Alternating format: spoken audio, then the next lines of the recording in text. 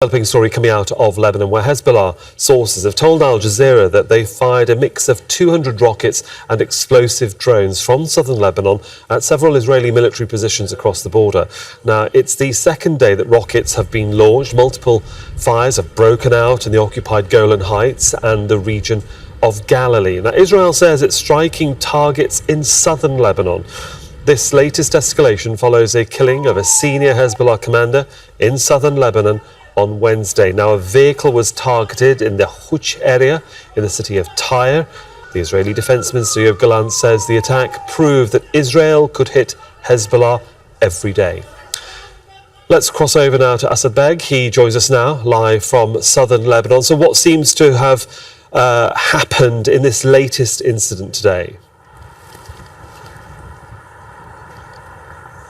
Well, there's been a barrage of rockets and artillery strikes on both sides of the border. Right before we came on air, we could see the trails of rockets being fired from southern Lebanon. And all morning we've been hearing the sounds of explosions around us, around the mountains and hilltops. What I can tell you is that Hezbollah have told Al Jazeera that they've fired around 250 missiles since yesterday, following the assassination of that senior commander, Mohammed Nasser.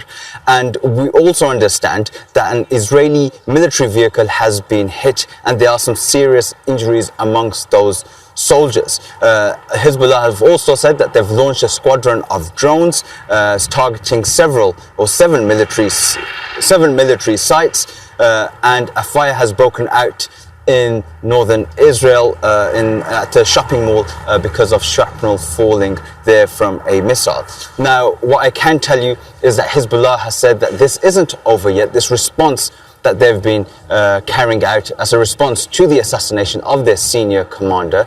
And what we are hearing are sonic booms, we've been hearing explosions, and even behind me on Lebanese territory, we understand that is a village being hit by Israel. If our cameraman Raed can zoom in, you should be able, it's a little hazy this afternoon, but you should be able to see the smoke rising from that hilltop. But as I said, this does seem like an escalation following the assassination of that senior commander, and Hezbollah says that it's not over yet, and we're assuming that there is more to come. But Israel has been hitting back. We've seen the town of Haouch get hit and some other villages and towns in southern Lebanon.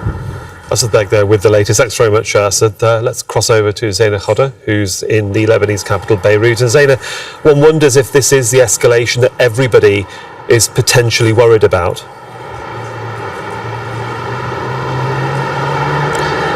No doubt an escalation, but since October what we've been witnessing along this border is sporadic escalation, 2-3 days of intense flare-up of hostilities, and then a few days of calm.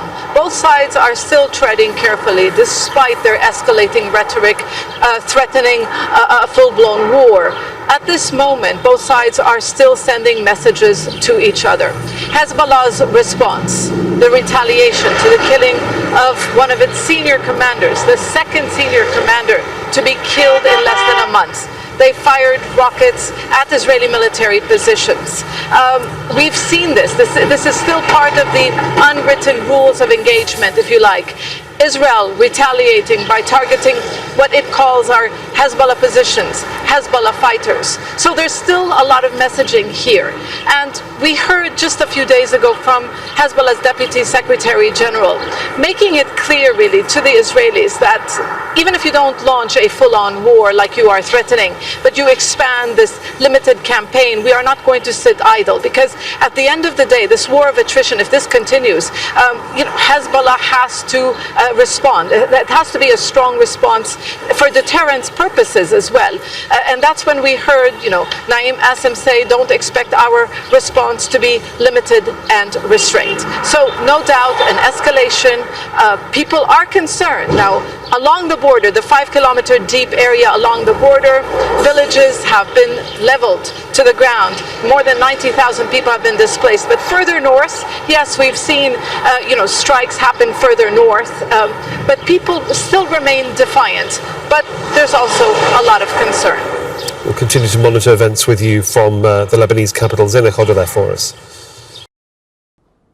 Make sure to subscribe to our channel to get the latest news from Al Jazeera.